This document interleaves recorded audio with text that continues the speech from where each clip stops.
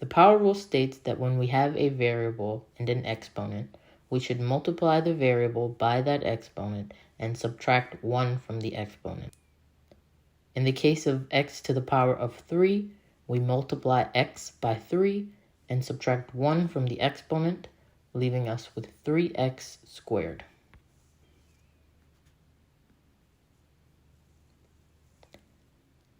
When there is already a coefficient, we simply multiply that coefficient. So in the case of 4x to the power of 3, the derivative would be 12x to the power of 2. The same applies when the coefficient is negative. We have negative 3 times 2x to the power of 1, leaving us with negative 6x. When there is no exponent, we can simply substitute in a 1 and multiply our coefficient by 1. When we come back and subtract 1,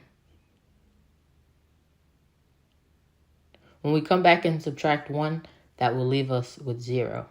And we know that a variable to the power of 0 equals 1.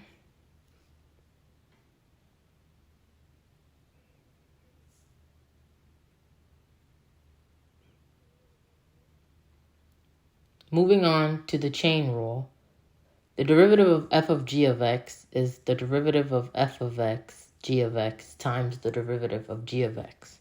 So we will find each part of our equation so that it's easier for us to plug it in. First, we'll find f of x, which is g of x to the power of 5.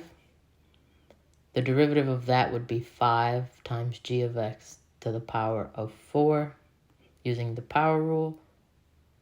G of x is then our inner equation, which is x cubed minus cosine x. The derivative of g of x is then 3x squared plus sine of x. Now we can plug in our parts in order to find our derivative. First, we have the derivative of f of x at the point g of x. So we have 5x cubed minus cosine of x to the power of 4 times the derivative of g of x, which is 3x squared plus sine of x.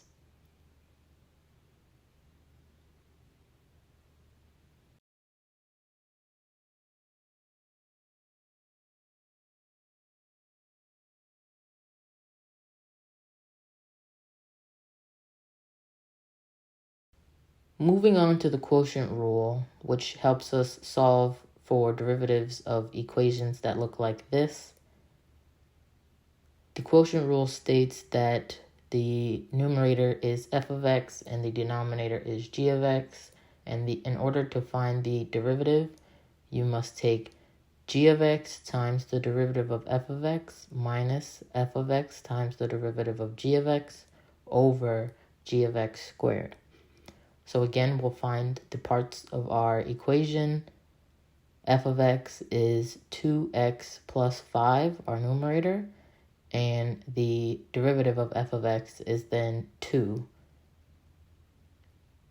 G of x is our denominator, x, and the derivative of x is 1, and so the derivative of g of x will be 1.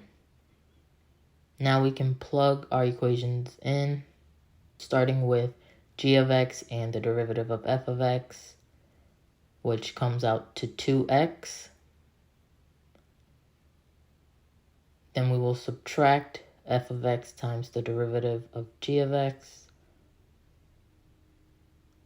which is 2x plus 5.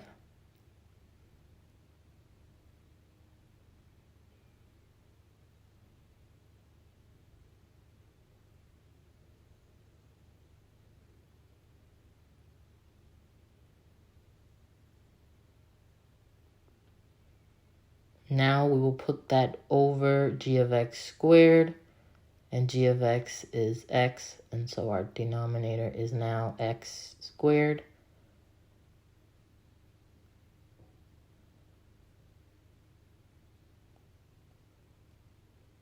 Although this is our derivative, we can further simplify the equation by canceling the positive 2x and the negative 2x in the numerator, which leaves us with 5 over x squared.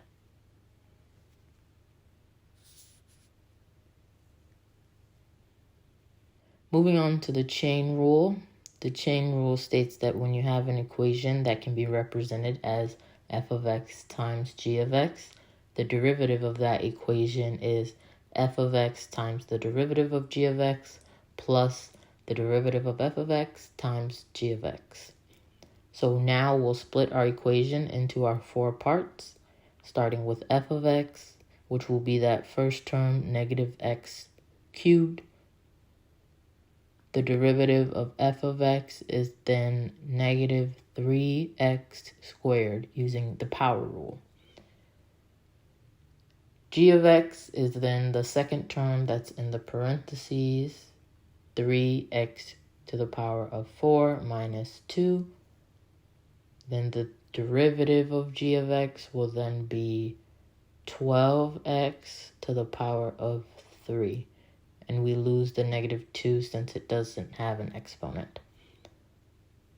Now we can plug our terms into the product rule equation.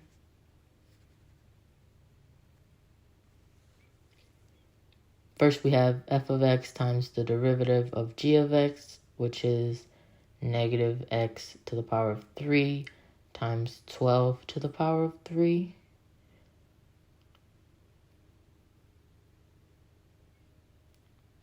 Then we add the derivative of f of x times g of x, which is negative 3x squared times 3x to the power of 4 minus 2. However, we can further simplify that to negative 21x to the power of 6 plus 6x squared. Thanks for watching my video, and make sure you like, comment, and subscribe.